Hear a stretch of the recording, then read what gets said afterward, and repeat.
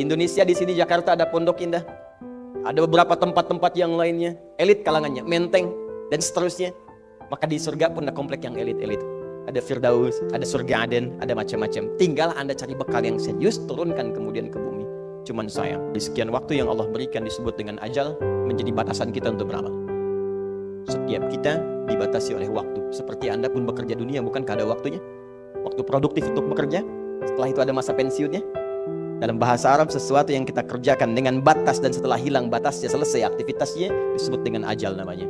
Maka Allah membuat ketentuan, kita pun tidak abadi di bumi. Setiap kita punya batas waktu. Kalau selesai dinas kita dan pulang kita untuk mempertanggungjawabkan semua yang kita kerjakan di sini.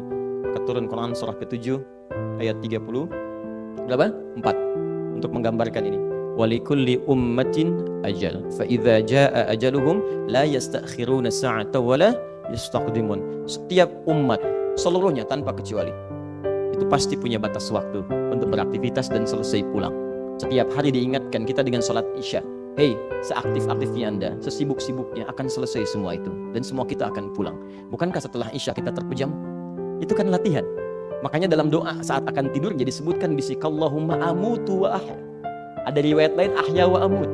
Riwayat populernya amutu wa ahya. Mungkin malam ini saya pulang. Saya meninggal.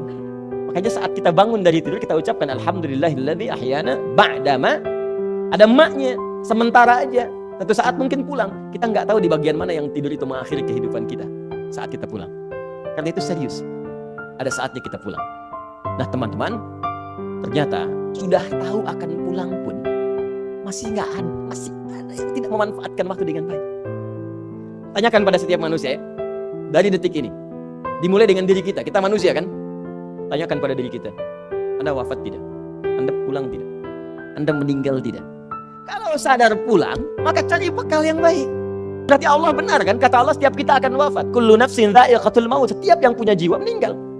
Bahkan dikasih informasi jelas kok.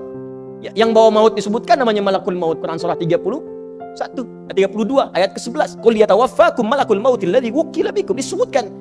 Bayangkan ya, kurang jelas apa lagi? Disebutkan punya waktu namanya ajal. Akan wafat disebutkan. Yang bawa wafat kematiannya disebutkan malaikatnya. Cara wafatnya disebutkan. Quran surah 89 ayat 27 sampai 30. Ya ayyatuhan nafsul mutmainnah. Itu yang tenang. Yang dahsyat dipukulin malaikat juga ada.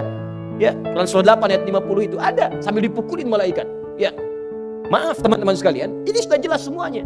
Jadi aneh manusia itu. Sudah tahu akan meninggal. Tahu ada kenikmatan, ada siksaan. Tahu ada surga, ada neraka. Tahu ada kenikmatan kubur, ada siksa kubur. Kenapa masih main-main juga?